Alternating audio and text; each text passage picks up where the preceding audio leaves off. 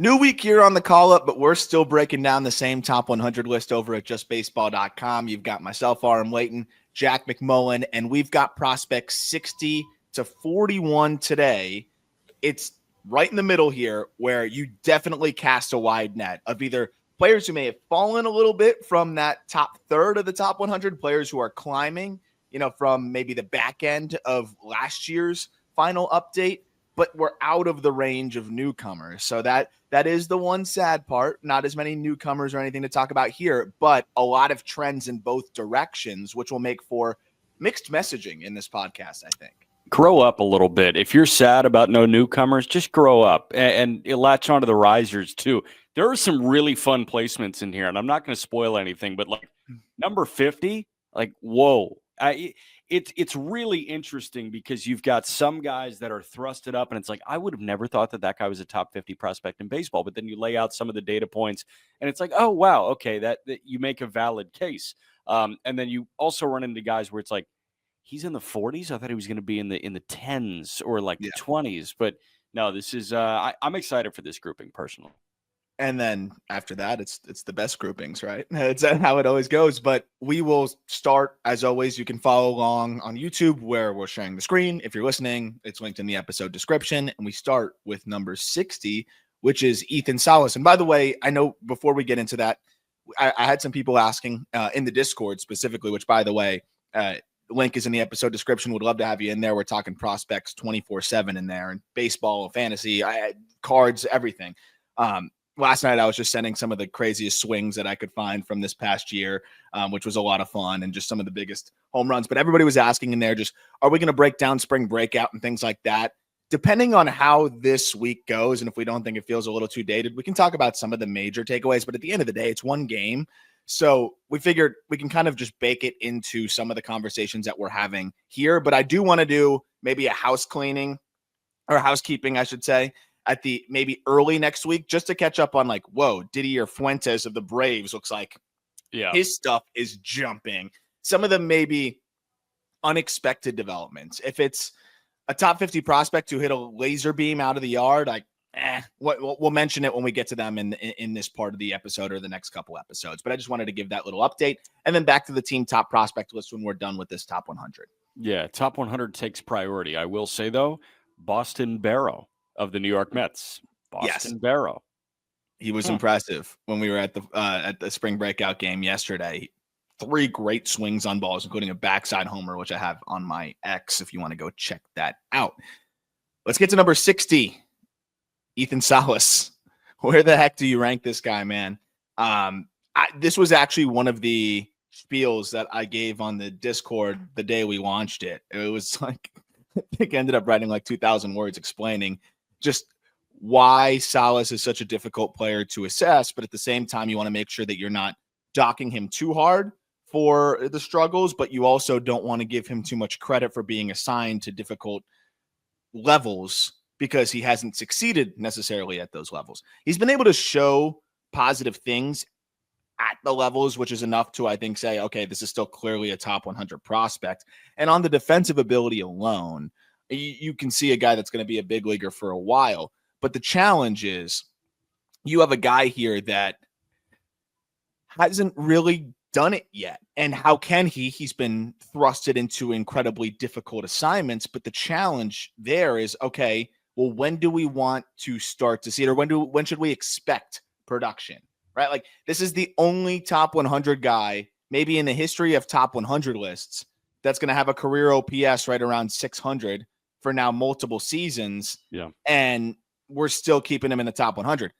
Understandably so, because he has been put into unprecedented challenges here. When you talk about the assignments, right? It's at 17 years old, getting sent straight to low A and then eventually high A and a little bit of double A. And then at 18 years old, playing the entire season in high A.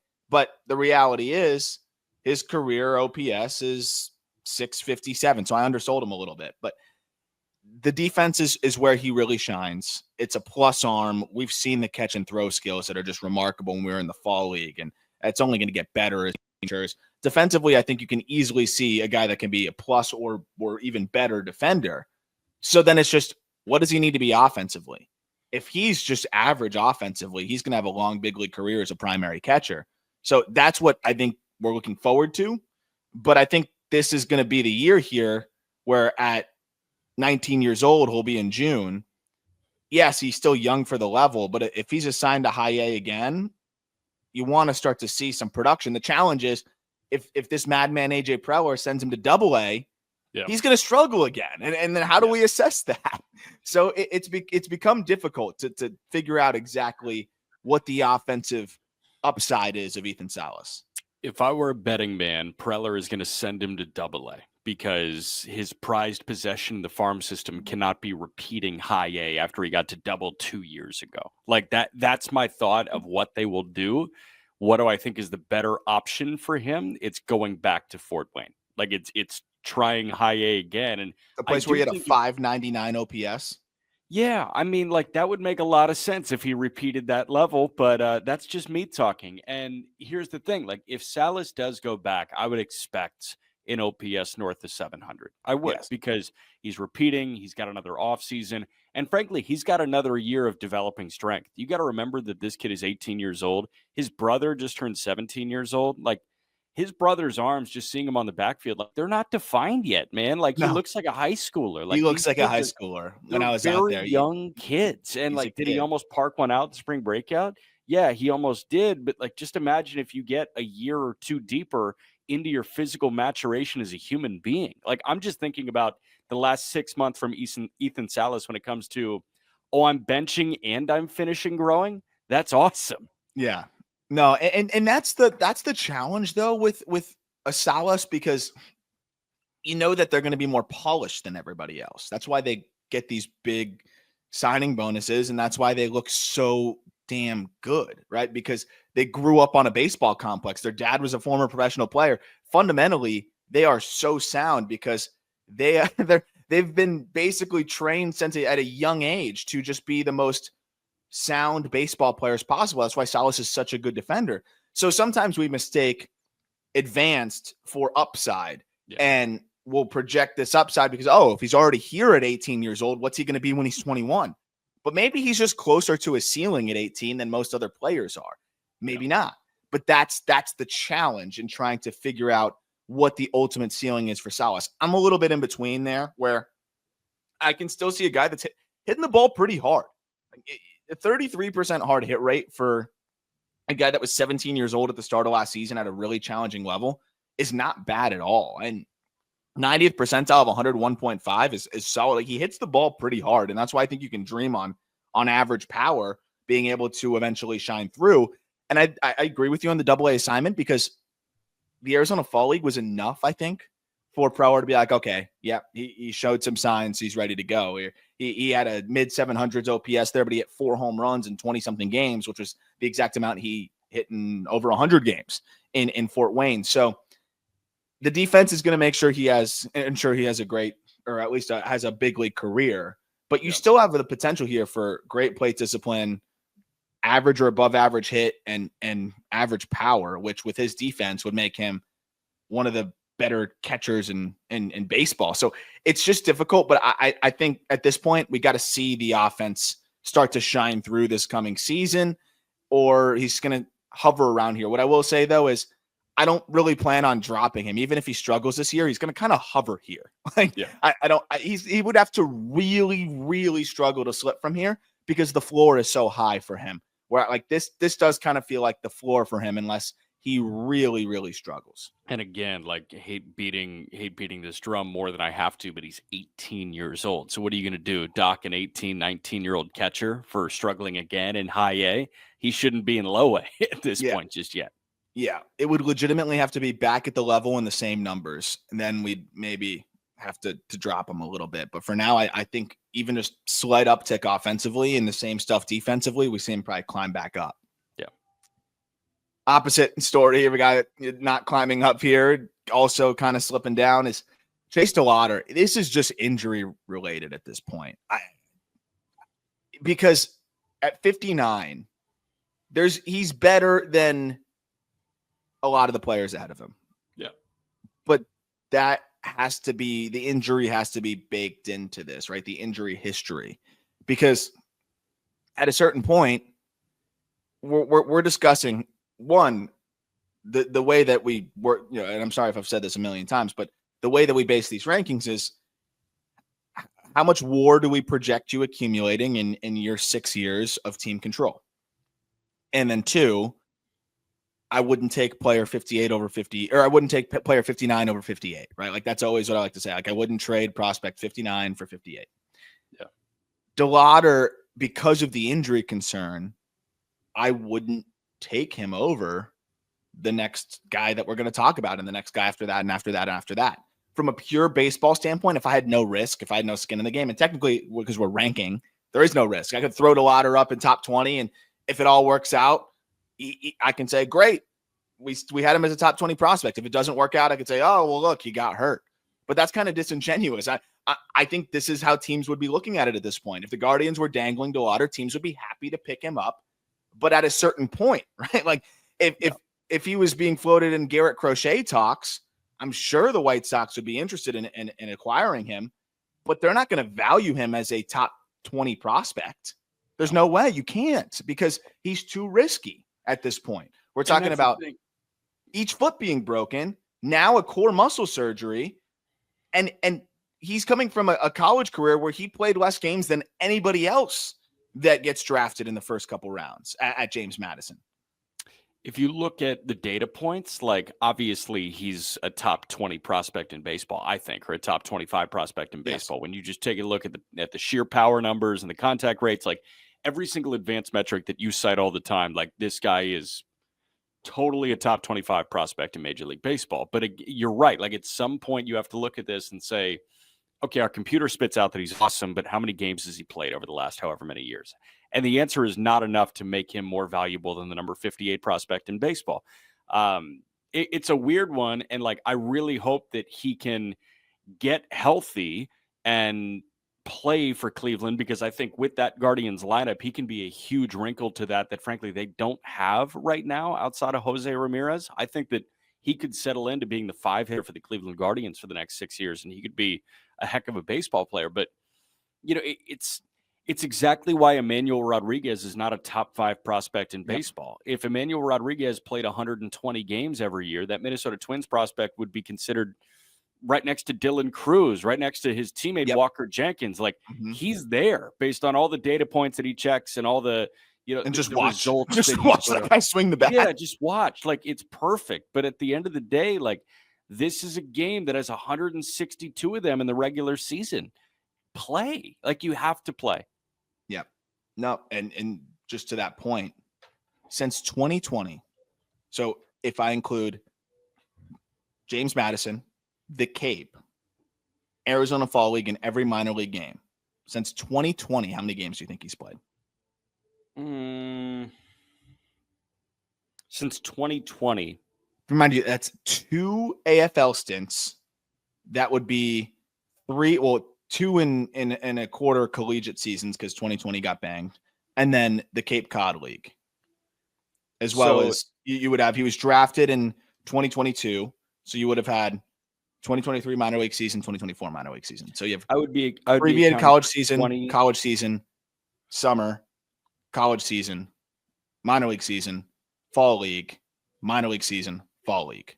I would be accounting for 20, 21, 22, 23, and 24. I'd be accounting for the last 5 years of his baseball career. Yes, with off-season leagues that he was assigned to 3 times. So the average baseball player would have played about 450 to 500 games over the course of the last 4 years. 5 years. Yeah. 250? 230. Yeah. It's just, he hasn't even played more than 57 games in an individual season. And 57 includes 9 rehab games in 2023. So he really hasn't played more than 48 regular season games. And it kills me because I don't want to pivot to the positive here. The swing is unorthodox, but it's not Christian Campbell unorthodox where I don't think it's going to work. The path is actually pretty good. He stays on plane, and he also is 6'4", 235 pounds. So when he half swings and ties himself up, he still hits balls 440. When we were sending clips in the Discord yesterday, I had people just say, give me a player, I'll send you their most absurd swing I can remember. And DeLauter, I sent literally, it looked like a check swing, and he hit it 440. This guy can be the outlier of outliers. In zone contact rate this past year, if you combine the fall league and the minor leagues, in 67 games of 91.5%, a chase rate south of 20%, a 90th percentile exit velocity of 106.5, and a hard hit rate of 50%.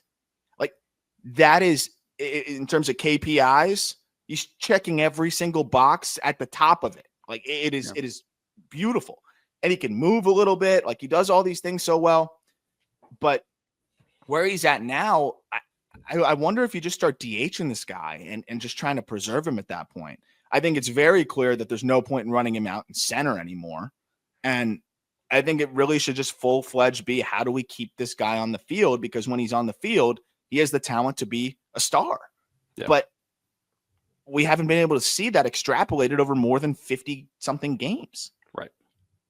But the good news is, core muscle surgery, he should be back relatively early in the season. But it just was another one where I'm like, I can't bank on this guy playing a whole season. Until he does that, we're going to have to just keep him around this range. That said, he could fly up. If he puts together a full season and things start to come together for him, then, he's going to fly up as quickly as anybody. 58. Oh, I got to edit that. My mistake. But Owen Caissie checks in. Another guy, unintentional, back-to-back core muscle surgeries. Owen Caissie of the Chicago Cubs. This guy, I think, is in a really weird position where it feels like he's going to be a prospect fatigue candidate number one this year, where he's probably going to go back to AAA. He might put up the same numbers. I'd hope they're better. They were good numbers last year, though. He had like a 120 WRC plus as a 21-year-old in AAA. But if he does that, like, I think people are going to move on to the shiny new toy and not really pay attention to the fact that Owen Caissie, over the last several years in the minor leagues, has been one of the best power hitters from an output perspective, but also raw power-wise has put up some of the best EVs consistently in minor league baseball, has improved as a defender, has improved as a runner, where he may not swipe a ton of bags, but he is a good straight line runner that can be valuable on singles to go first to third or whatever it may be. It's just another asset to his game. He's not a clogger. The approach has gotten better. He's become a more well-rounded player. He hits lefties better than really he ever had this past year. And he said himself that AAA was the biggest challenge of his professional career, and it didn't look like it. He got better and better as the year progressed. I know you saw plenty of Caissie this past year, just calling games in the International League. He's 22. He's not going to turn 23 until the All-Star break. And he's just stuck because of the major league situation. I don't know this for a fact, but I do wonder, and I know you can't comment on this, but there were conversations between the Marlins and the Cubs, right? And all of a sudden, that Luzardo trade conversation, I know you can't say anything, so just don't add anything. But those conversations ended up kind of falling through, and there was medicals that were cited by, I think, some Cubs brass. And I do wonder if Owen Caissie's injury was a part of that, because if I were the Cubs, I'd be dangling this dude at this point because there's nowhere for him, and he's a great asset that can get you a good player. You already went all in on getting Kyle Tucker, but you're not really all in from your major league roster perspective, and you have a top 60 prospect who is blocked, who has no business spending any more time in the minor leagues. So I'd assume that had to be the guy that they were dangling in those conversations with the Marlins, but they should continue to dangle him to continue to upgrade this roster, because it's a waste of Owen Caissie's time to go back to AAA. He has nothing left to prove there. It's funny to see him slip around the industry. Like consensus, he fell 10 to 15 spots in top 100s on Prospectus, on Pipeline, on Baseball America. And here he fell a little bit too. And he put together an 850 OPS in AAA as a 21-year-old. Like, okay, you know what I mean? Like this is. What did you want to see? It would be the question more that you could have possibly asked for from Owen Caissie. But here we are at this point, going back to AAA, and he'll probably spend the whole year there if everybody stays healthy in that outfield. I would think that they're looking to improve, whether that's in the starting rotation or maybe they go see a closer that they like. And Caissie is good enough to be a one-for-one swap for a good major league closer. Yep. I agree with you. And look at the way that he finished, too. We talk about just getting better and better as the season progressed. From August onward, he had an 891 OPS.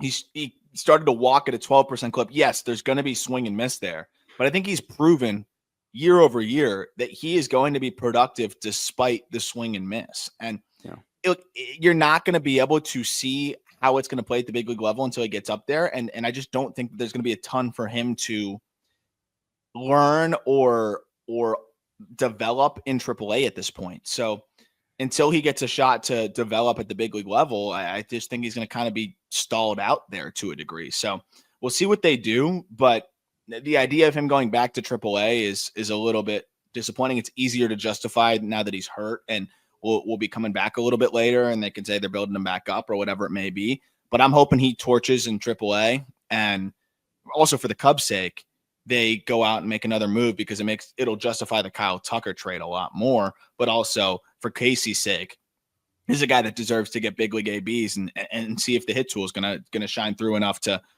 tap into that 70 grade power, which he really only needs to be a 40 hitter, and the plate discipline just needs to be 50 grade for him to be a 30 plus home run guy in the corner outfield. Yeah. 57, Rhett Lowder. This is a guy that I probably had a little too low. And by the time I wanted to bump him just for transparency's sake, it was a little too late. There is some history of injury concern where he hasn't missed a ton of time, but when he was getting drafted, there was concern about, there was some rumblings about the elbow, and then he's dealing with a little bit of elbow soreness now, but it seems like he's going to be fine and be back sooner rather than later. Lowder was fantastic at the big league level in his debut, but there was a point in time where he was struggling in AA. What I love about this guy is he's just going to always recalibrate and figure it out. And that's exactly what he did after a really slow start to AA, where it was 3 earned runs over 5, then it was 7 earned runs over 4 2/3, and it was 5 earned runs over an inning and 2/3. He snaps back into it and he goes 4 innings, 1 run, 7 Ks, 6 innings, 3 runs, 11 Ks, and then just continued to churn out some solid starts from there. A couple more little bumps in the road, but then sprinted through the finish line, where if you include the big league starts and the AA starts, his final 12 outings of the year, this guy threw 65 2/3 innings, is 0.82 ERA. He struck out 56 in just those 65.2 innings, which is only a 22% K rate, 8% walk rate. So the peripherals may not love him, but opponents hit 186, 257, 225 against him. It's a 482 OPS, and what was including 1, 2, 3, 4, 5, 6 MLB starts. Yeah. I know that he didn't strike out a lot of guys in the big league starts, and he did walk a fair amount of guys in the big league starts, but he seems to avoid barrels. That four-seamer was playing great at the top of the zone against lefties all of a sudden. So there seems to be some embedded deception in there as well.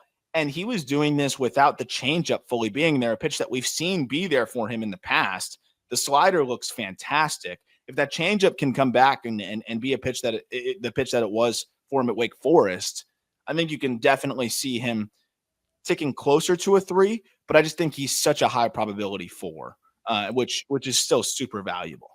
Yeah, you talk about that built-in deception. I think it is in the delivery. I think there's a funky enough aspect of his delivery that, throws guys off just enough. And I don't know if it's that, lead leg kind of working down quickly, because his lower half works a lot quicker than it feels like your standard starting pitcher does. But then you also have this whippiness in the upper half too that complements it in a way that just makes it unorthodox. He is throwing off flat ground right now, so it just seems like a late ramp up for him. He hasn't thrown in a game setting this spring, if I'm not mistaken, because he showed up dealing with elbow discomfort. So you would assume that he starts maybe on the IL or something, and then you get a ramp up on the backfield, and then he goes to AAA for a little bit, and then he's in the big leagues. It's not the end of the world for Cincinnati because they have 5 starters without him, but he is going to be one of their best 5 options by the All-Star break. I'd be shocked if he spent more than a healthy month in Louisville. Yeah. Because I understand it was a quick bump from Chattanooga to Louisville and then to Cincinnati at the end. He made 2 starts in AAA last year in earnest? He made 1 start in AAA. I could see them having him spend 3 or 4 turns through rotation in Louisville. But after that, I feel like that might be excess. Yeah, just build up low pressure, low stakes, not pushing your body too hard, and then kind of ease your way into that big league debut for 2020. He's already big league debuted, but his 2025 debut. In earnest, yeah. The really interesting thing is, and you can look at it two different ways, but I think mostly in a positive manner, is he was effective against lefties last year. They had a 672 OPS. And again, that four-seamer, you mentioned just how he can create a tough look with the way that he delivers the ball. It's the four-seamer specifically that lefties seem to struggle to see. They hit 194 against it. And we know that it doesn't have the best shape in the world. He's got the sinker and the four-seamer. But the four-seamer, I just think it rides enough at the top where lefties are just not seeing it great from that release point. They hit below 200 against it. The changeup, though, and that's the pitch he needs against lefties.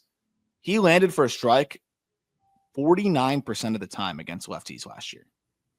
And he still held them overall to a 672 OPS. So if that changeup command can come back to where we've seen it in the past, you wonder how much more effective he can also be. So that's what I'm interested to see. And as he comes back and works his way back, that could be something to really focus on in AAA. Just throw more changeups than you even normally would to get that feel, because you know the slider is going to be there, and that's a pitch that does play against lefties. But I'd love to see that changeup, because then you really have a four-pitch mix here that can keep hitters off balance and get a lot of weak contact. 56, guy you've seen plenty of this spring training, and I know has impressed you. Agustin Ramirez. We talked about him not too long ago when we did the Marlins system, but this guy, his power is remarkable. Like, he can really, really run into baseballs. He's, I think, very clearly at this point, the Marlins catcher of the future, and has a good chance to get up there sooner rather than later. Would you say his spring training was just objectively impressive?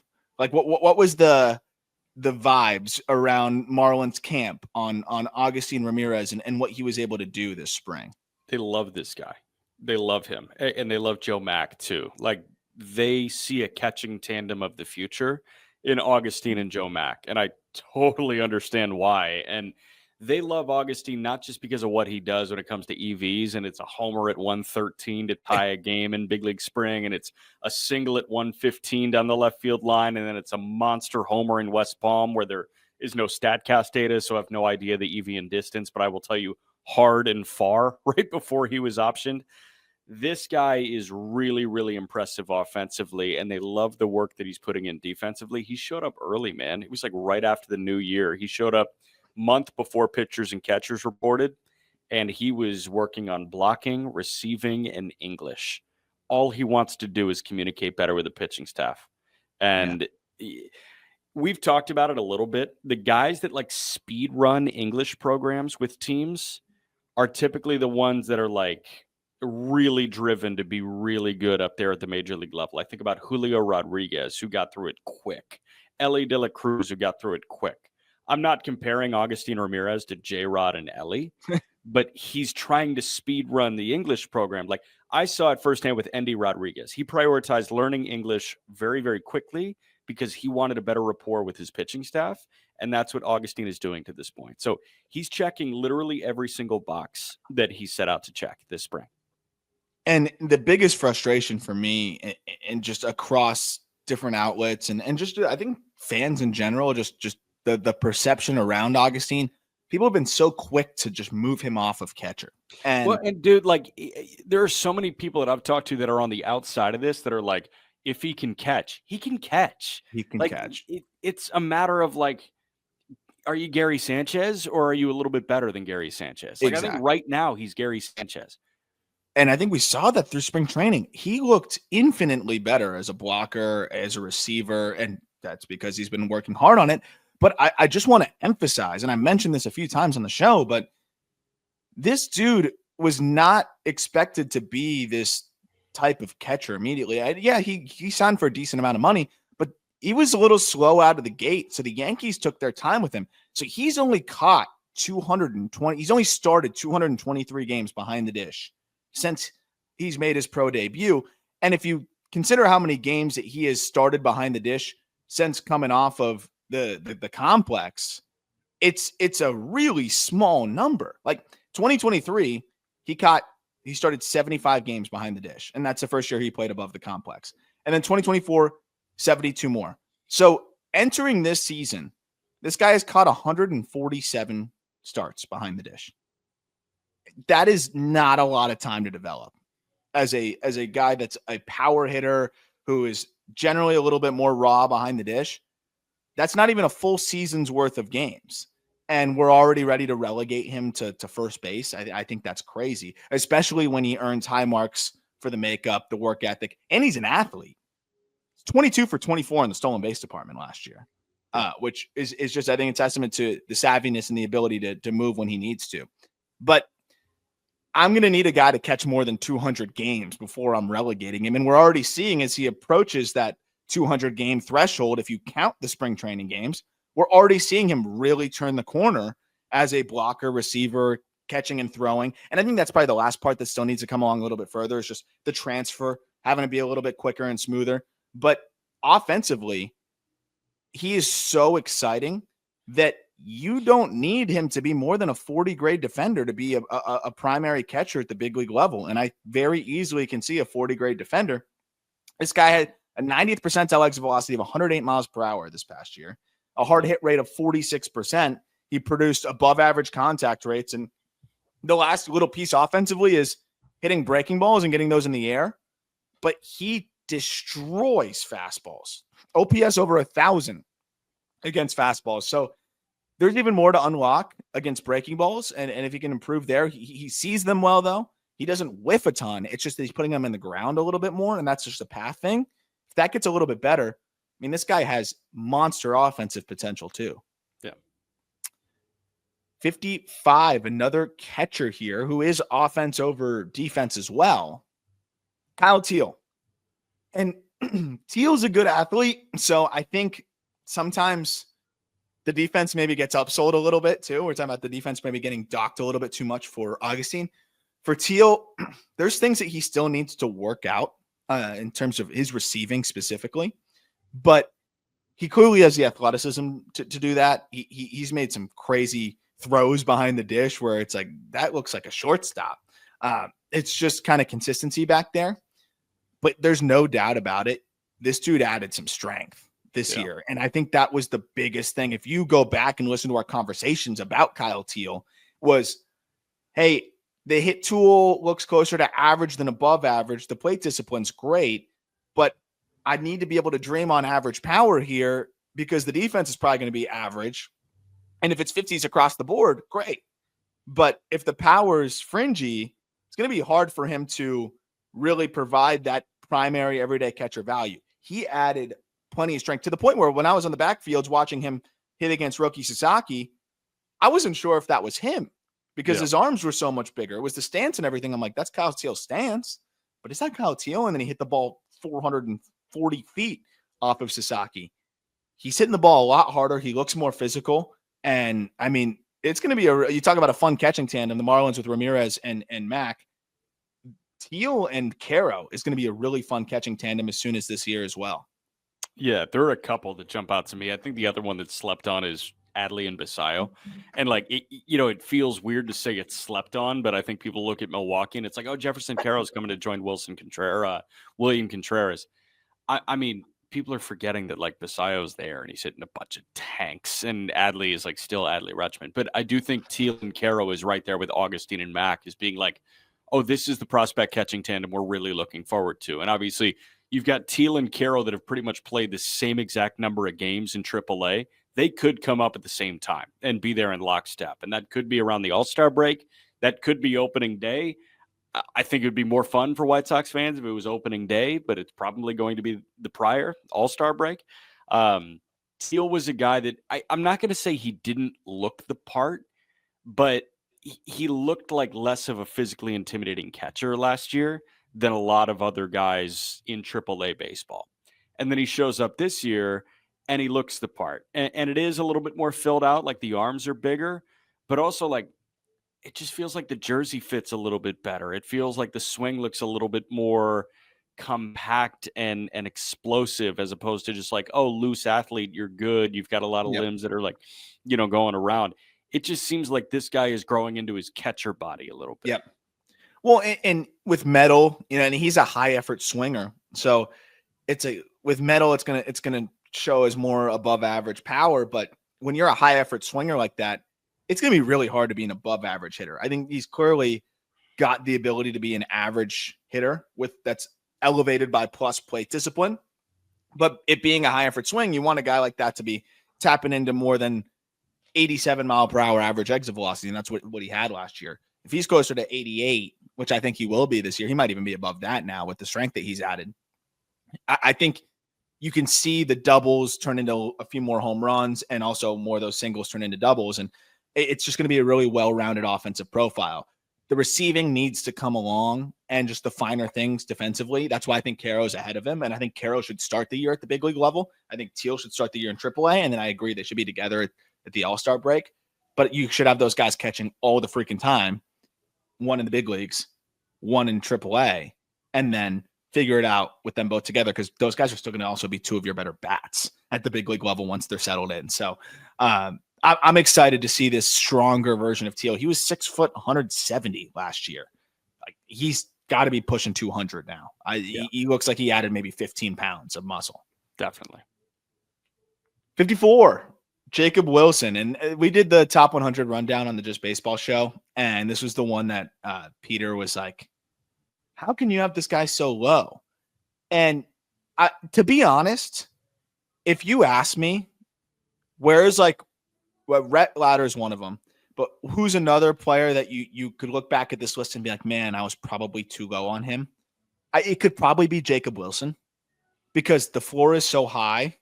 And now that it looks like he can be at least an average, probably a little bit better defender at shortstop, it could just be so easy for him to get to 3.5 WAR, you know?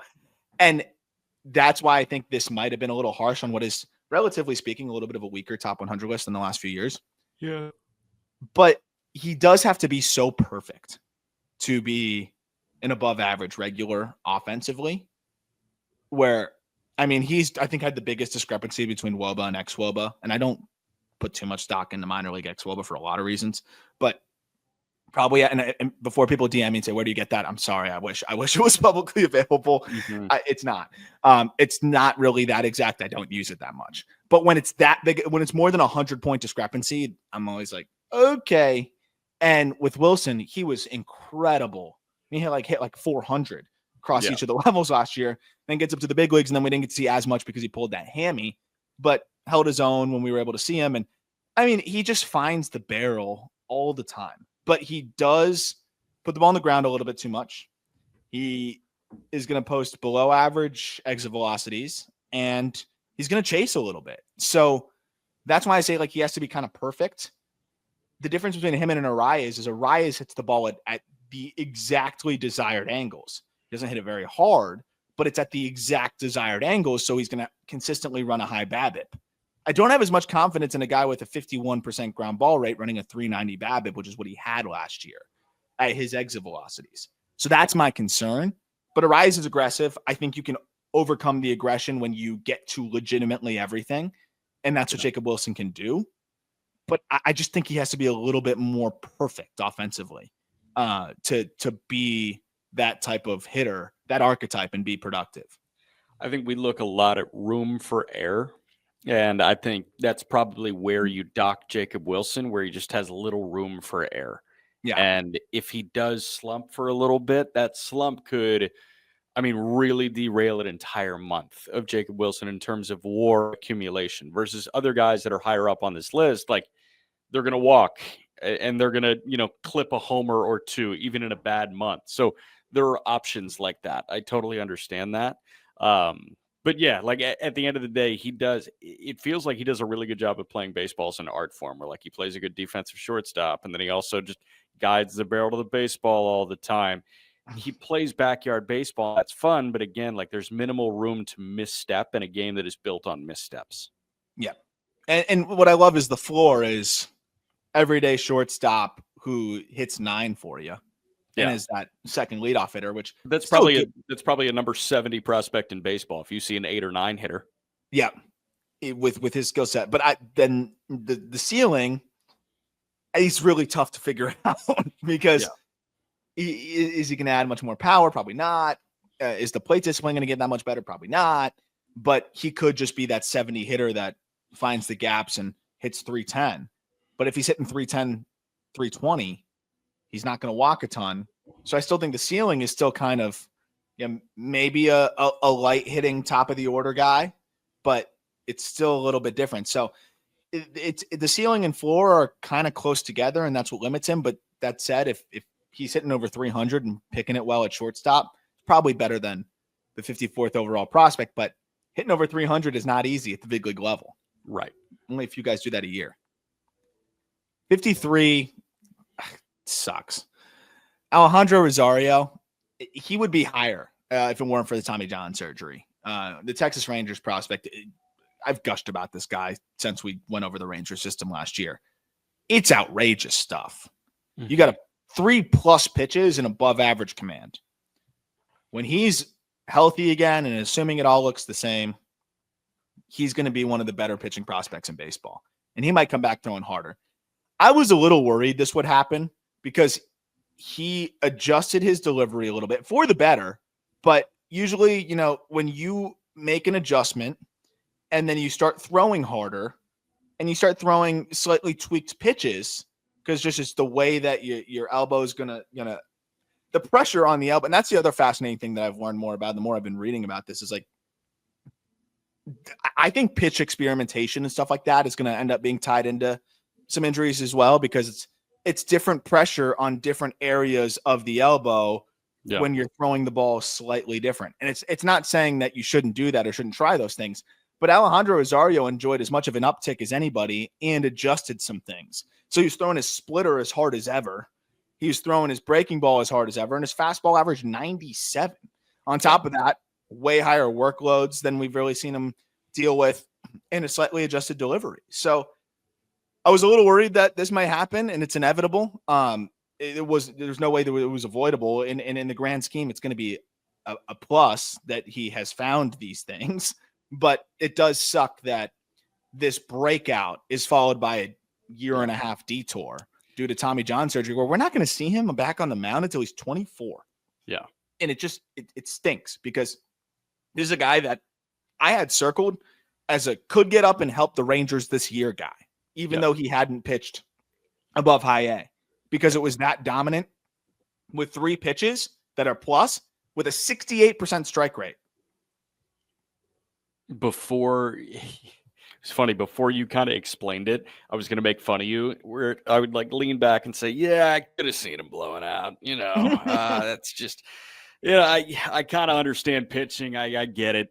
He was due, but after you explained it, I was like, okay, that makes a lot of sense. And I'm thinking about the pressure points that guys create in their hand, and like, hey, you're feeling certain fingertips. And like, I mean, even if you're just sitting at home doing this, pinch your index finger and your thumb together, and then pinch your middle finger and your thumb together, and then pinch your ring finger and your thumb together. You feel it in 3 different spots of your forearm. So if you're creating different pressure points and then you're going max exertion 100 times a day, once a week, like, chances are things are going to go awry, and things already go awry when you're not introducing new pressure points. So I understand. I was going to make fun of you for playing doctor, but you shut it down. Let's go. I don't want to do that. It's just when you see a 6'2", 190-pound, wiry, just hard throwing guy that goes from 94 to 97, his splitter goes from 88 to 91, and he ups the usage pretty significantly, and then changing the kind of the orientation of the breaking ball a little bit. You're just testing the elbow in a way that it hasn't been built up the same way. And like, there's going to be a lot more research, I imagine, on that, but a lot of really smart people in the industry have delved deeper into what that may do to a pitcher's arm. But it's tough, because you want this endless pursuit of the best stuff possible, and he found that. But at the same time, he found that while taking on the biggest workload of his career and dominating with that and holding the velocity for most of the season.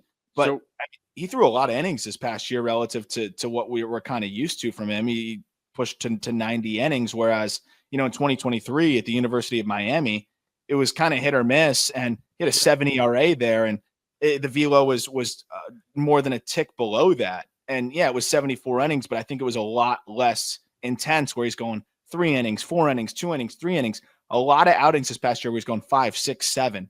and the stuff was just ridiculous. So when he's back, I think this guy has his number 2 upside, high probability middle rotation starter. It just stinks that he's going to be, 24 years old when he's back.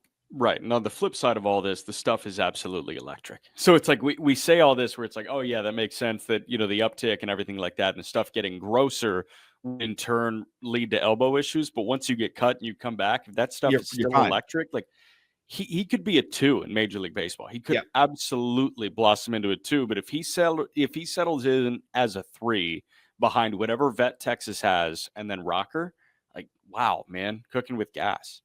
I always get nervous with the big uptick guys, especially when their bodies aren't huge, where it's like, okay, you just found a new way to put a lot more force on your elbow. Like Quinn Matthews is a bigger guy, but his uptick is so significant. I'm not going to lie. I get a little nervous sometimes. I'm like, but he might just be Iron Man. So I don't know. Do you have a model to predict elbow injuries? Because I know there are some places that have models to predict when guys are going to blow out. Yeah, I don't. And I think that's insane. But I think it's nuts. I do think that anecdotally, there seems to be a correlation between those big uptick guys and it makes sense. But that always is a little bit of a concern with what follows. But he'll be back. He'll be healthy. It's new UCL. And if he's got that same feel for 3, yeah, this guy could be one of the best pitching prospects in baseball. Think about making a model and put it behind a paywall. That would be good. I'm okay. I'm okay on that front. Oh, we were right. He blew out. Like, subscribe to my model. Like 52. Thayron Liranzo. This is kind of the catcher range. And we've talked about the defensive progression for him too. What's funny, people are a little bit more patient with the Thayron Liranzo. Oh, we'll give him time. But also, I shouldn't say that. I've had a lot of people in my replies being like, after the Flaherty trade and everything, oh, he's not sticking, like angry Tigers fans. He's not going to stick at catcher. Blah, blah, blah.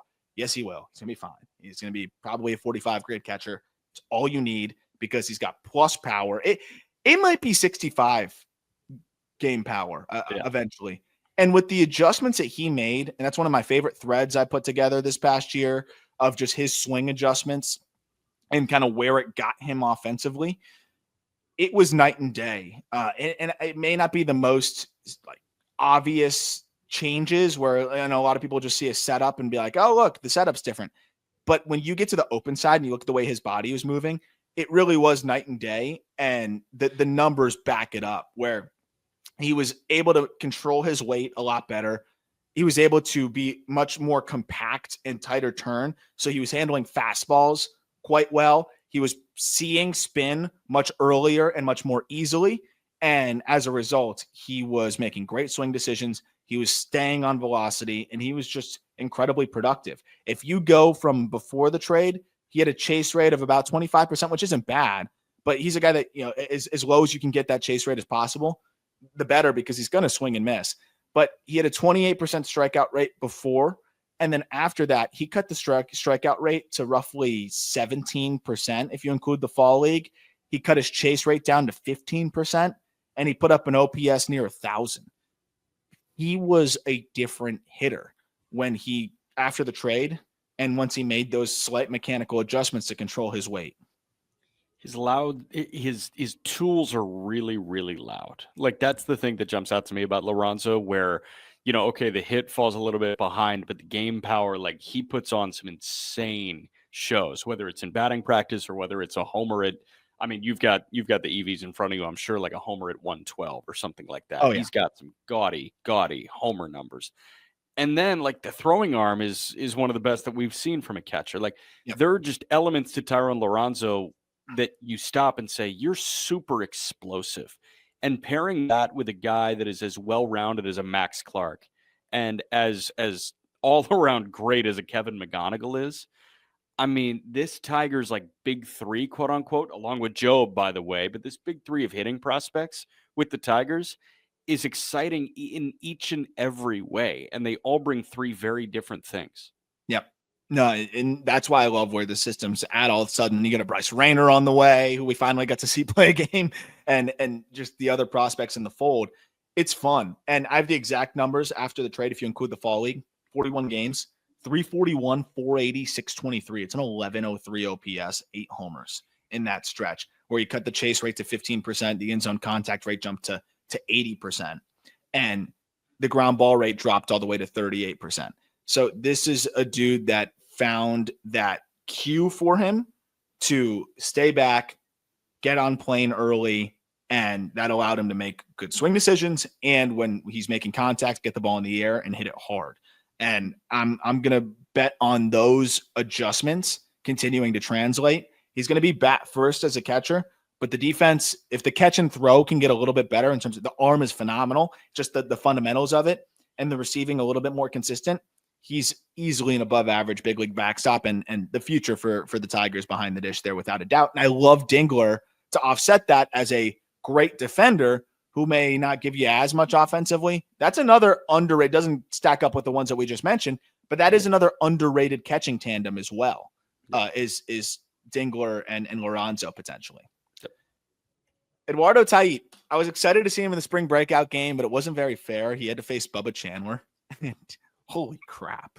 Yeah. That Bubba Chandler pitching performance, by the way, I'll save it when we get to Bubba, and that's not going to be for another couple episodes, but wow, was that impressive.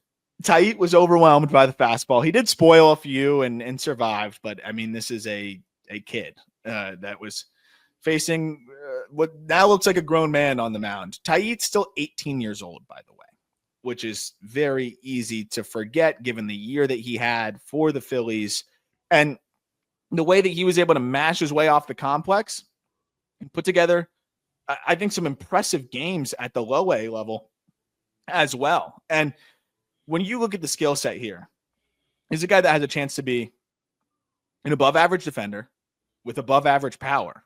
The big questions are chase rate. Can the approach get better? And will the hit tool progress to average? But when you look at the skill set for an 18-year-old, you can see above average power, potentially average hit, above average defense. This could be a very, very, very good catcher and a hitter from the left side. Yeah, I'm all about Tait. And he jumped on. I don't have too much to add because it's been at such a low level, but I was watching a Phillies telecast last year and they were raving about Eduardo Tait. They were chatting with a guy that is kind of a supervisor at the complex, or maybe it was like a coordinator or something that recently made a trip to the Dominican and then was in the complex in 24. And, they asked about Tait and Caba, and he cited Tait as being a guy that was like beyond his years when it came to not only the pop, but just the maturity and all of that. And I thought the low A sample was incredible from him. 28 games. He has 5 homers in 28 games. He drove in 24. And I know RBIs are antiquated, but like driving in 24 runs in 28 games when you're in your age 18 season in low A. Wow. Yeah. Yeah. And already hitting balls 110 before his 18th birthday. It really was his age 17 season. He turned 18 on August 27th. Mm-hmm. That's a 17-year-old catcher who's getting his way to low A and doing what he did. I mean, we'll see if the approach is improved a little bit, given how he earned such high marks for the way he goes about his business and everything. I'd imagine that's something that he'll shore up a little bit. The ability to pull the ball in the air as well, I mean, is going to, I think, result in those plus exit velocities for his age, translating into potentially plus power. It was really hard for me to put the future grades on here because it's so early, but I think plus power is easily in the tank for Tait. Yeah.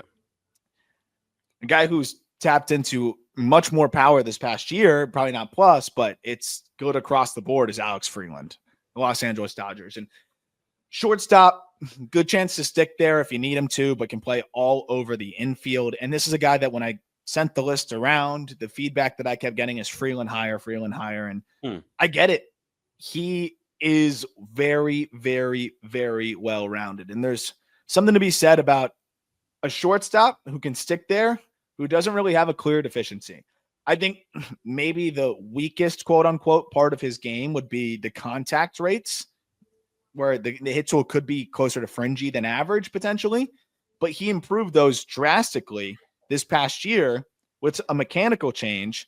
In zone contact rate jumped by 7%. I think overall contact rate by even more than that as a switch hitter.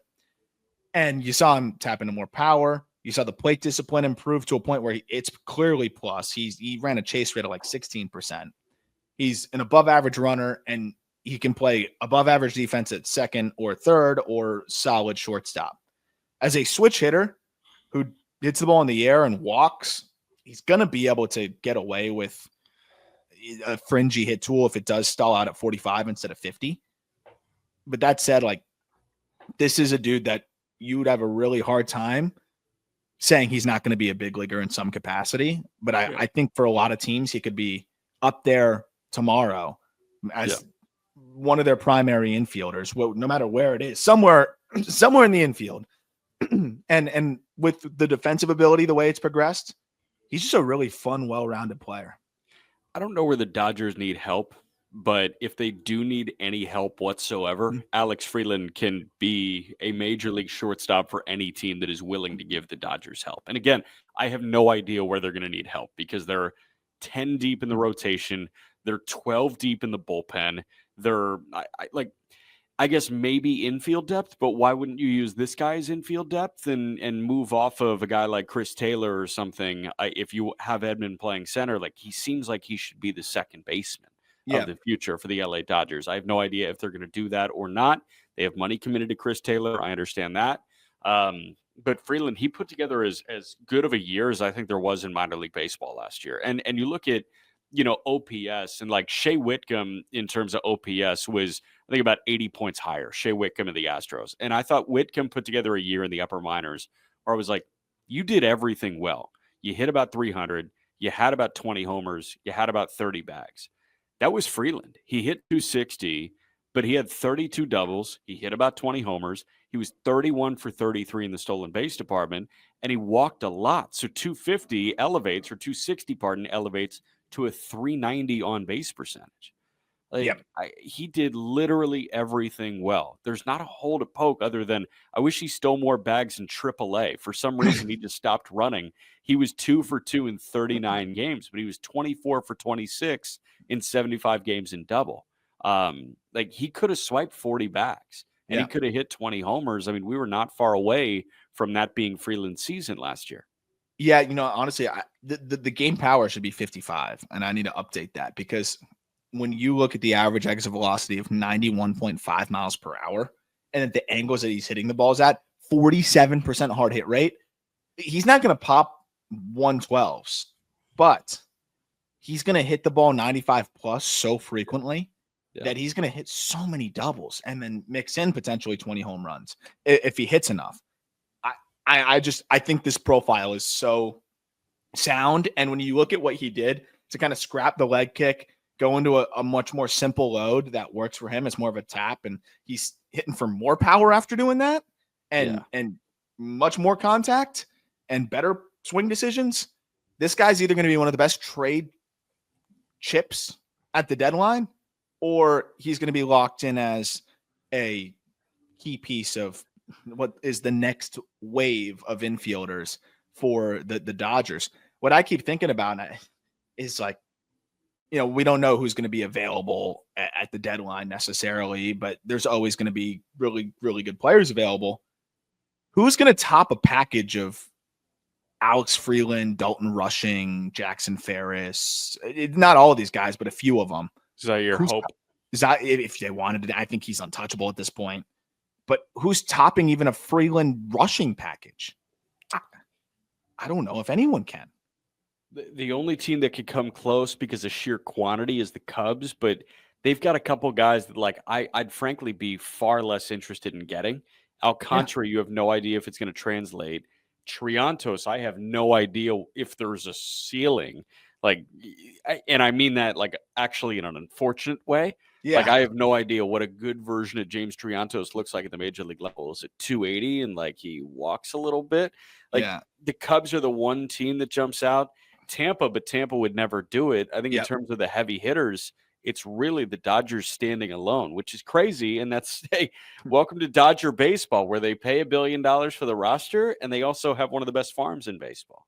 Yeah, whether you think we're higher or too high on DePaula, Hope, Rushing, whatever it may be, you can dock those guys, and still I don't think that people are going to be able to top. Teams are going to be able to top. And there's organizational depth. Robleski has looked disgusting in spring training, and he's going to be the 4 in AAA.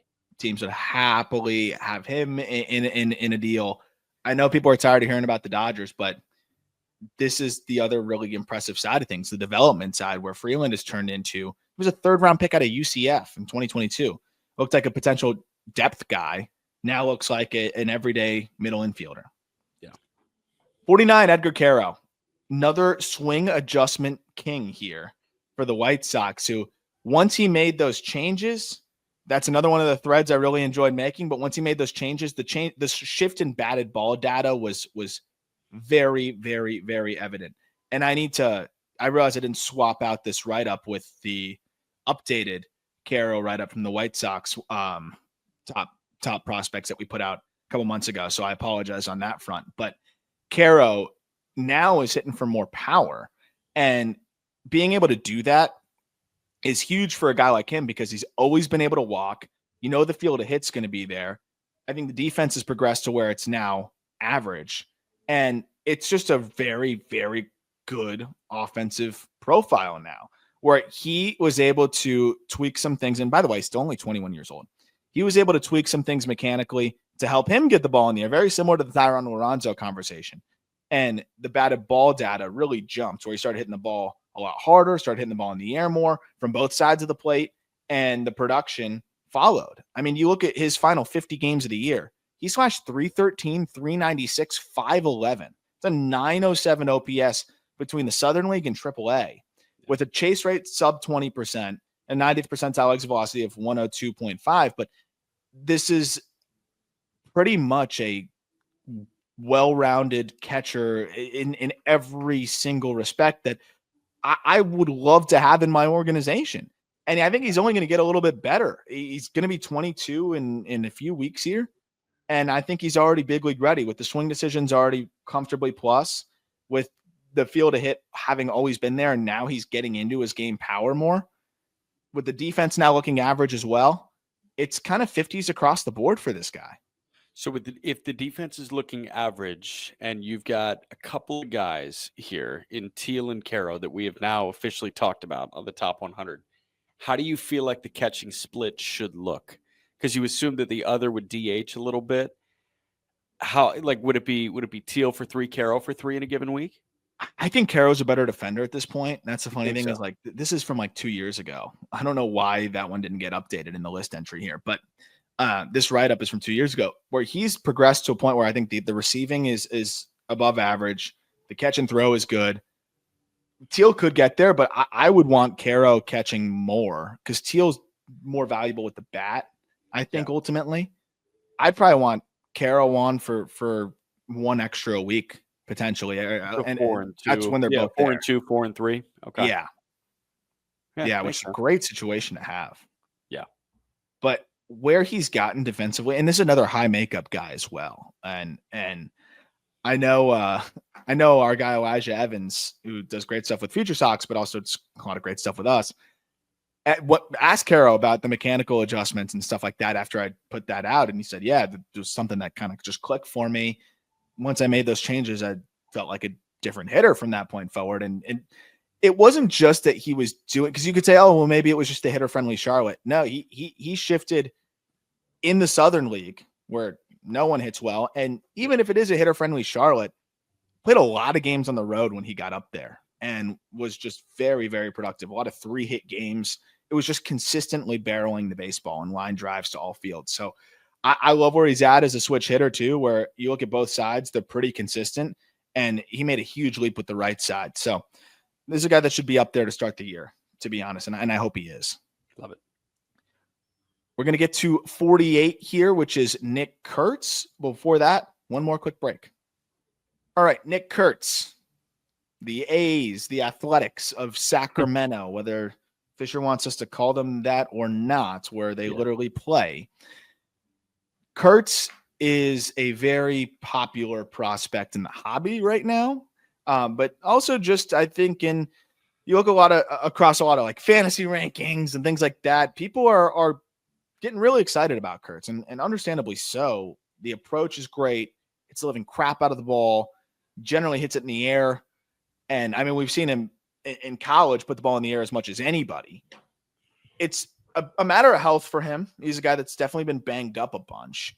But what I like is, you're going to get a great defender at first base. They experimented a little bit with him in left. I know that he's a sneaky athlete for how big he is, but I think you just take the bird in hand as a plus defender at first base and just roll with that. But I think it could be fun to just see what he can do in left field. But we're talking about a guy with plus power, potentially plus plate discipline, and an average field to hit that should make him a consistent masher at first base. Yeah. He's a big boy that hits the ball really hard. Why do you think he's like so sought after in the card space right now? Is it because he could hit 40 homers in a given season, and it's like anybody that hits 40 homers is going to be expensive? I think so. The hobby loves they don't care about risk and they love upside. Kurtz is not as risky, but I mean, I don't think they're caring about the injury risk or whatever. Like Jack Caglione is the number one chase, right? And risky for sure. But I was going to ask if they just see Matt Olson again. Like, do they see Matt Olson with Kurtz, and it's like, oh, same team is going to look like him? There is a lot of Matt Olson here, but I think they want more than that. Like, which is weird. That's the way the hobby is. They want superstar or nothing. And I think you could just see a guy here that with the EVs being where they're at and with the game power already looking like it does and the ability to walk, it's like, okay, yeah, this guy could be 40 homers and getting on base at a high clip. I think he's going to settle more at the 30 range, and he's going to strike out a little bit more than people think, but he's going to walk a lot. He's going to be a 3 true outcome guy that is a great defender at first base. And seems like that Matt Olson type of starter kit, but you remember Olson was a little bit slow out of the gate. It took some time. I don't think Kurtz is going to be super slow out of the gate because of the ability to walk and stuff, but I do think that there is some swing and miss on secondaries that could shine through against top end competition, but he's going to just be too good for the minor leagues consistently. Yeah, so I think it's going to be one of those things that I don't think rears its head until he gets to the big league level. That's the thing. I think he's made it clear that he's ready for top flight competition. And if he gets exposed by breaking pitches by top flight competition, okay, then you adjust against top flight competition. Like, I don't know. I think it would be silly if he was in the minor leagues past the All-Star break personally. And it's so weird to say about a college kid that was just taken last year, but I do think that if he is in Vegas on July 1, it's like, okay, time to go. Time to get up here, man. I just wonder what the puzzle is going to look like there with Soderstrom looking like he can, quote unquote, break out if he plays every day. Rooker, he's awesome, but clogging the DH spot. And then Langalier's playing catcher pretty much every day. What's interesting is I think they're almost getting ahead of themselves in doing that, which I like. They're being proactive, but like Soderstrom's starting to catch a little bit more again. So maybe but like, don't you want that bat in the lineup as often as possible too? And then you want Kurtz's bat in the lineup as often as possible too? Yeah. So it's like twice a week Soderstrom catches. Those are the 2 times where it's very easy to get Kurtz. You also want Kurtz playing first. He's going to be better than everybody else at first. Right. The other days, I don't know what you do. You're paying Rooker a lot of money. Maybe Rooker starts to play a little bit more outfield. I'm really interested to see how they navigate this. But what a great situation. When's the last time we've been talking about how they navigate all of the bats with the Athletics? Like that, it is a nice problem to have. And I think Kurtz is going to force that hand. It should be in the first half. I agree. He should be up there before the All-Star break, and then get him the opportunity now to start working through those swing and miss issues that seep through a little bit on secondaries. And I think it's just how much loft there is in his swing. He can just sometimes pull off of it, but ultimately, I think it's something that he can rectify, but it won't happen until he's up there. I want to say final answer is 2014 Oakland A's when they won 88 games. Yoenis Cespedes was there with a 767 OPS. I think they were struggling to get but like even that, it's like Craig Gentry. Does he need many ABs? Stephen Vogt, John Jaso? I don't think so. So yeah, I don't know the last time. 47 Angel Genao. The Guardians have another switch hitting middle infielder who looks like he can stick at shortstop and play a good shortstop. Like, hey, stop me if you heard that one before. Genao might have one of the best shortstop arms in the minor leagues. And what I love is if he gets a ball hit hard to him, he'll like perfect game showcase it, take an extra go off and throw it like 98 across the diamond. And it's amazing. The range has gotten so much better to where it looks like he can be an above average defender there. The offense, this guy got better and better and better as the year went on. And when he was in Lake County, he looked like the best player at that level. Yeah. I mean, it was amazing to see. Final 40 games of the season, he hit 335, 388, 494. He only struck out 14.5% of the time. He walked 8% of the time. As a switch hitter who was 19 years old at the start of the season, he was 20 during that stretch, but had just turned 20. The contact rates are above average, encroaching on plus. He hits the ball sneaky hard and has a little bit more room to fill out. The approach is good. He's an above average shortstop, and he's an above average runner. This is the best, I mean, aside from obviously what you have with Lindor, but there's been a lot of these switch hitting middle infield types that just seem so capped upside wise. Yeah. This is the most exciting iteration they've had of that middle infield type since Lindor. He's nowhere near Lindor, but he's the most exciting. Like Rocchio and these other guys, it's like back end top 100, maybe high floor. This is a guy that you can see all-star potential with. I don't know if he gets to those heights, but you can see that. I never saw that with Rocchio, and he looks like he could actually be, Rocchio could be a good piece for them. But now is the first guy that they've always said, oh, it comes to Lindor, blah, blah, blah. This is the first guy that I can see an above average big leaguer comfortably with the switch hitting archetype, middle infield archetype that the Guardians love. I think the easiest correlation there between Genao and Lindor that doesn't exist with the other guys is Genao is also the strongest option they've had since Lindor. And I mean physically strong. Like Genao is, and I'm sure you see with the EVs too, but just by like the build, like Rocchio was always kind of the small, skinny kid. And they've had a lot of guys that were shorter and lankier, and they needed to spray the ball around, the cusp of the outfield, like just bounce it 2 hops in front of the outfielder. And, you hope that they hit 290 with a bunch of singles and maybe find gaps and do the double thing. But Genao, I have no idea what the home run total may look like, but he is as physically strong as any of those heir to the Lindor thrones that we've had. Yeah. Yeah.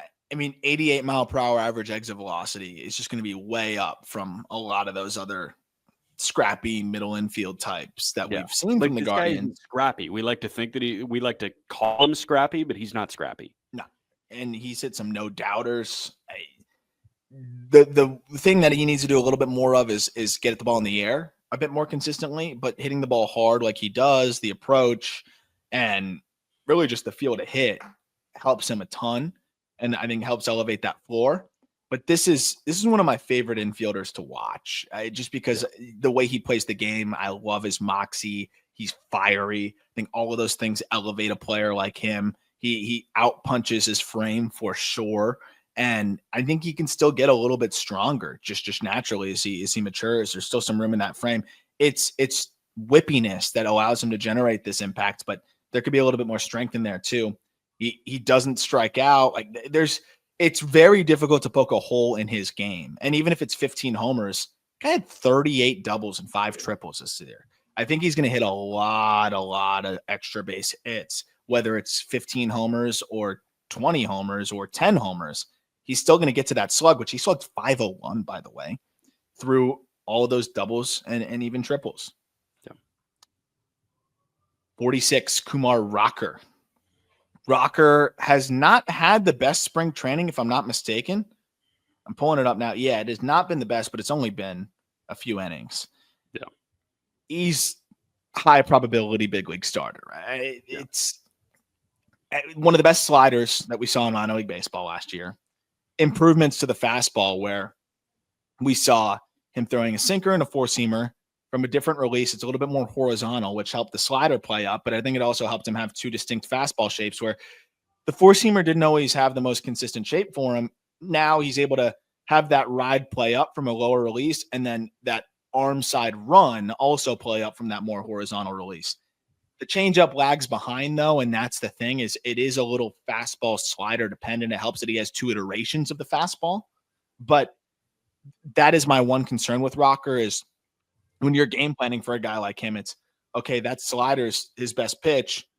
You want to shut that down. It can be hard to do that, obviously, because it's one of the best pitches, but it's a pitch that he loves to bury. It's gyro, and he likes to keep it down. So if you're shutting down anything that starts at the knees or even starts in the middle of the zone and daring him to locate that, I think that's where he can maybe run into some trouble and has to really locate those two fastballs.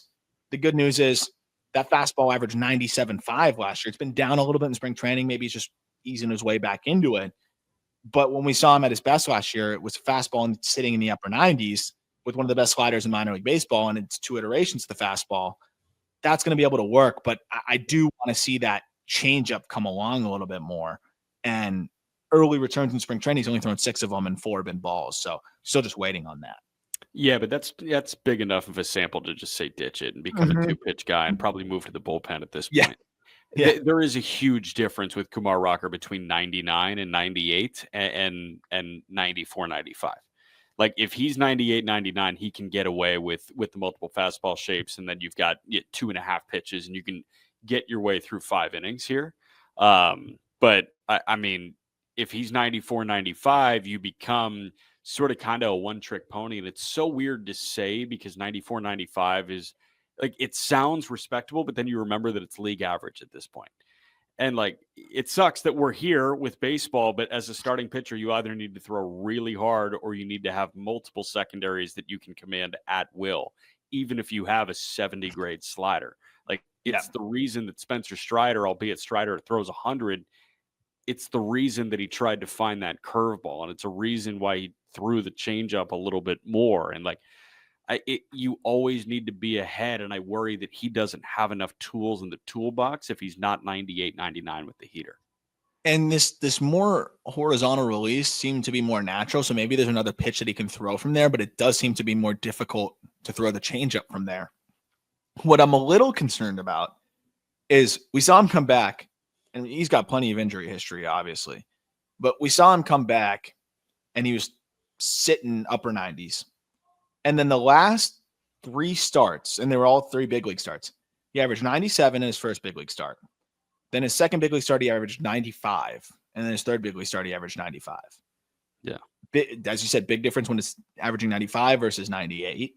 And spring training so far this year, first outing was 1 inning. He got hit around, but he sat 97.5. Second outing, he sat 96.7 when he threw a little bit more pitches. And the third outing, he sat 95.9 with 61 pitches.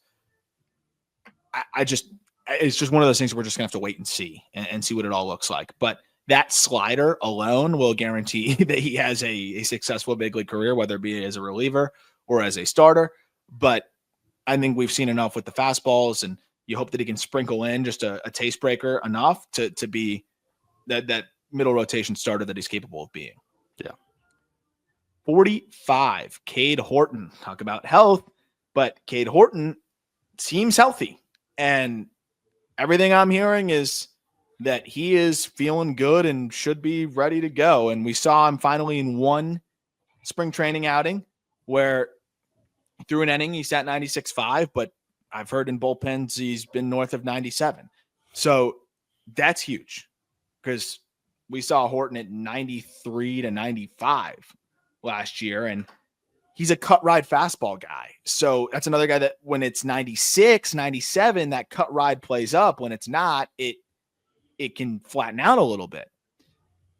He was one of the best pitching prospects, if not the most dominant pitching prospect of baseball in 2023. I kind of throw 24 out the window because I think he was clearly hurt and then was clearly hurt. So the results weren't great. The stuff was diminished, and then he was out for the whole year. Now he's back, hopefully healthy. They've been cautious with him. They've eased him back into action. And if the stuff looks like 2023, Cade Horton, 45 is much too low. But we need to wait and see what it looks like over a handful of starts and everything. But this was a dude that, when healthy, had one of the best sliders in minor league baseball, had a really good curveball off of that, and had found a changeup all of a sudden with that like Vulcan grip. Yeah. And that gave him 4 pitches that looked above average, and he was filling up the zone with them. So that's who Cade Horton can be if he's healthy. Yeah. This is kind of like a placeholder ranking for Cade Horton right now, where he's probably going to jump into the 20s or maybe even the high teens if he looks like the Cade Horton of old.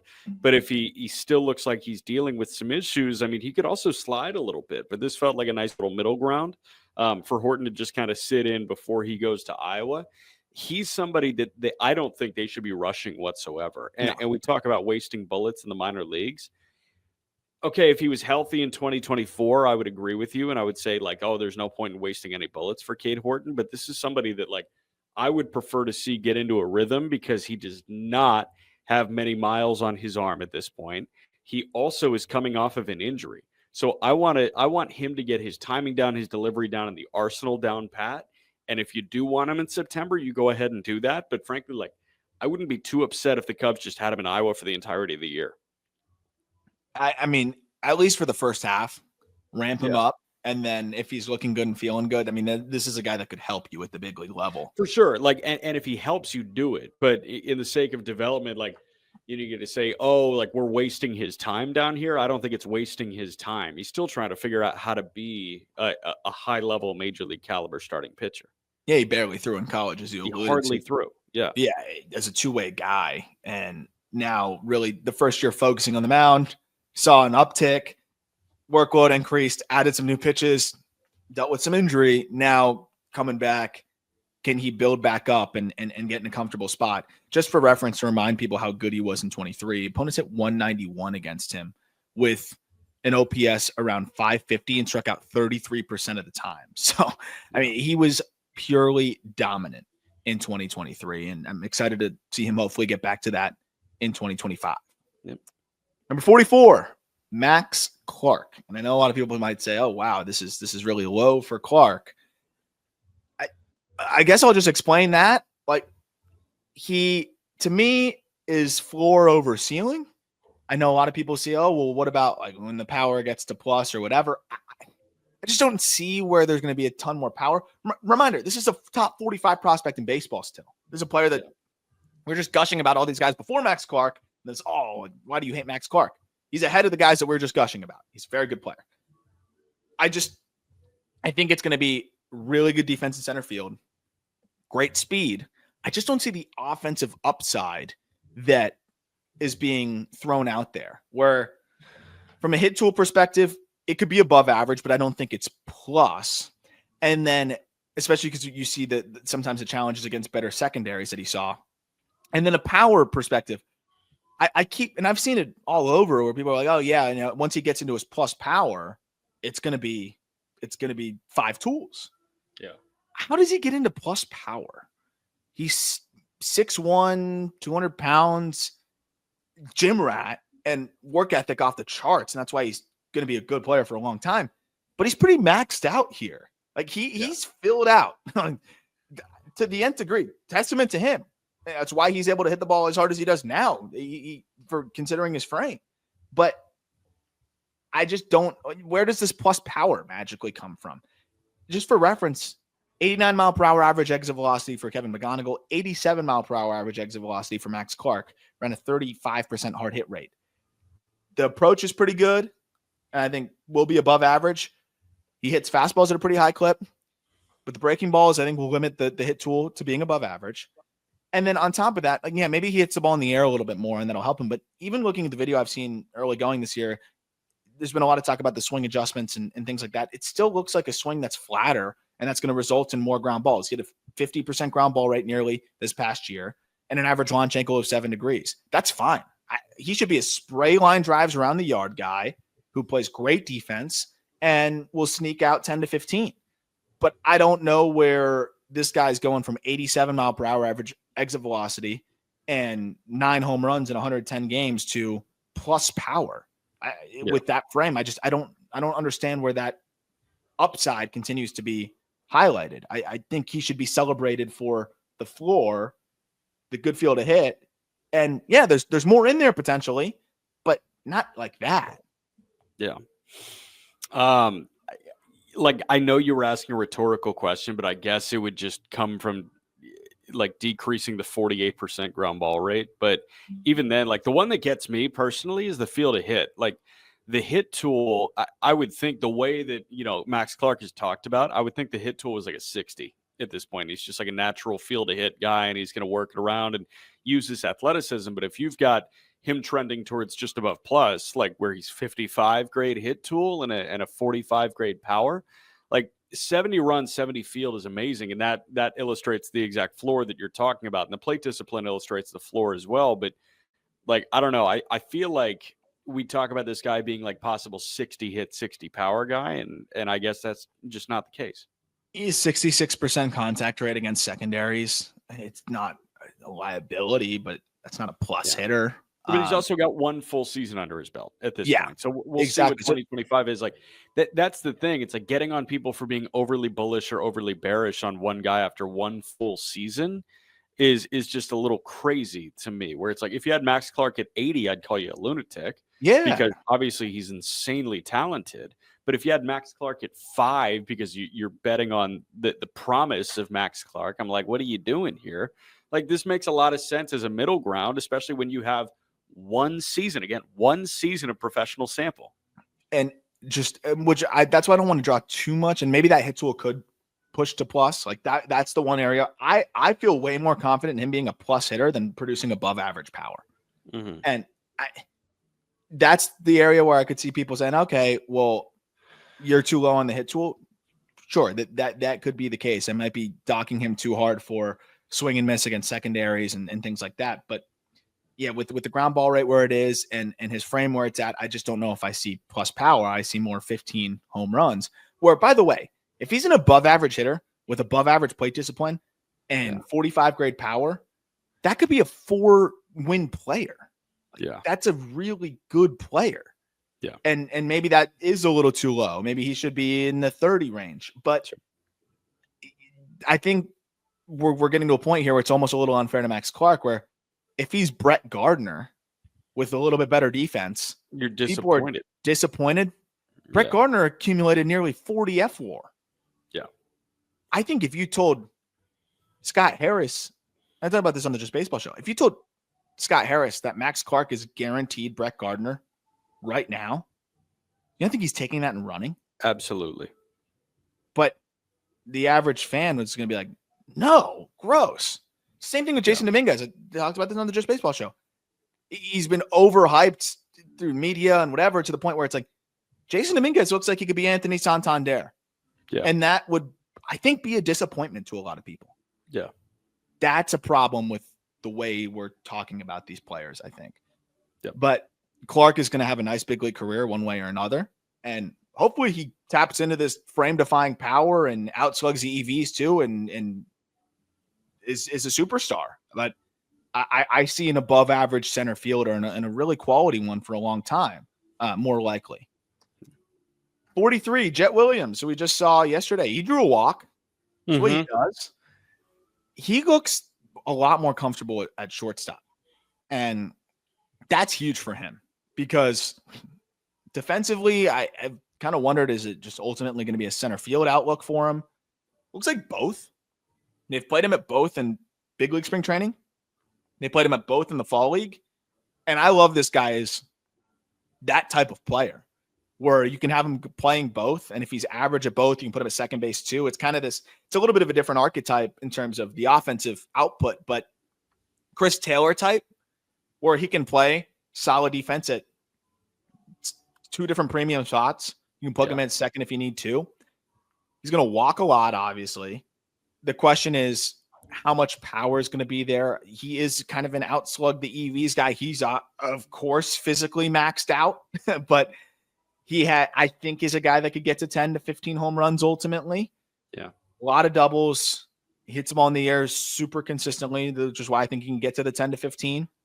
And he's going to walk with the best of them, which really elevates the profile overall. The big thing is going to be the field to hit, which due to injury, he's dealing with a wrist thing last year. The contact rates dropped. If the hit tool is average, that's going to hurt him. Whereas if it's above average, you feel a lot better. But even if it's average with the 70 plate discipline and the small strike zone and the elite wheels, he's going to be a very solid super utility piece at the very least. Still just 21 years old. Yeah, I was joking with you about him yesterday, but like he is kind of astonishingly small. And I just wonder what that does for the overall offensive production. And I understand he's going to walk a bunch, but like, you know, if he's only a 55 hit tool, I say only knowing that it's plus, but if he's only a 55 hit tool and power is going to max out at like 12 homers, how much are you really getting from a guy like Jett Williams offensively? And I think betting on like an all-star and like, oh, this is the top prospect in the Mets organization. I think a lot of people would in that fan base too, look at the top prospect in their organization and say, oh, I want all-star teams. I don't really see how Jett Williams is an all-star, to be honest, but I see him being a good big league player, like a role player. I agree with that. It's very hard to become an all-star with that skill set because he's not going to hit 300. He's not going to hit 20 home runs. He could get on base at a high clip and steal a lot of bags and play solid defense at premium spots, or at least plug in multiple premium spots. Valuable big leaguer, yes. All-star, probably not. And that's the difficult thing of trying to assess him. But age 20 season was kind of lost for him. So we'll see what 21 looks like for him. And he also got shoved to AAA because they wanted to make up for some missed reps and only was able to play some games in AA. And then in the fall league started to settle in more. So he's one of the top of the list of players that I'm excited to just see more from this year. Yeah. 42, Luke Keaschall. This guy might continue to climb this coming season as well. Also already back from the TJ, which is great. He's not throwing yet, but he's hitting. And he's starting to torch balls again. He is just such a good hitter. And now, since leaving college, added strength, made some mechanical adjustments to tap into more power.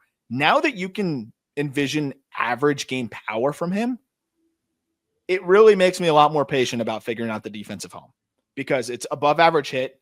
It's plus plate discipline. He's an above average runner. You hope that the athleticism translates into being able to play either a passable center field. He'll definitely play a fine left. But if he's stuck at second base even, I'm so excited about this offensive profile now that he's still a top 50 prospect for me if he plays second. But I think there's a chance that he can move around and now just being healthy with the arm when he comes back. We'll see what that looks like because he lost out on so many defensive reps last year.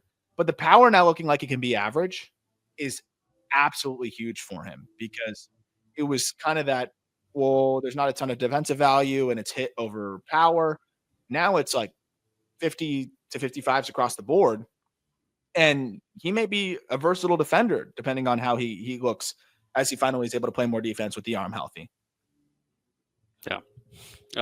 No, I mean, in terms of plate discipline, do you think like top 5 in the minor leagues? I'm just thinking like, okay, he's got this opportunity to walk 90 times in a given season. I'm thinking guys that are more like the swing decisions are really, really good. And like out of zone, chase rate, and then you've got in zone contact rate. I'm thinking Jett Williams is also up there in terms of plate discipline, but Keaschall, like, I don't know, top 5 in minor league baseball, top 5 on this top 100.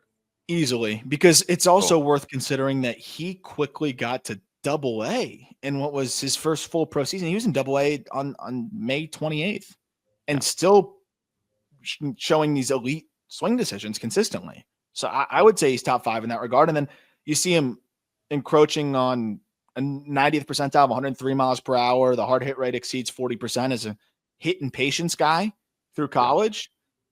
I love that for him and his overall upside. I think you could see 20 home runs and then above average field of hit, great plate discipline. And then it's just a matter of finding out the defensive home, but the elbow being healthy and getting back is going to be huge. And he's just a good athlete. So you imagine that that's going to help him one way or another. Yeah. Last but not least, Aidan Miller of the Philadelphia Phillies, another guy that I was excited to see in the spring breakout game. Didn't get a chance to do much because the Pirates' arms out of the gate were so good.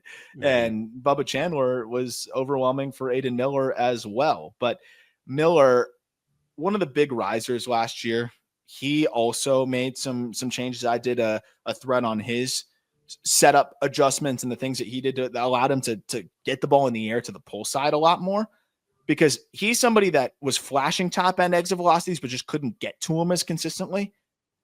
And now we're starting to see him do that a lot more consistently. And we saw that shine through with 28 doubles, 6 triples, and 11 homers in 105 games last year.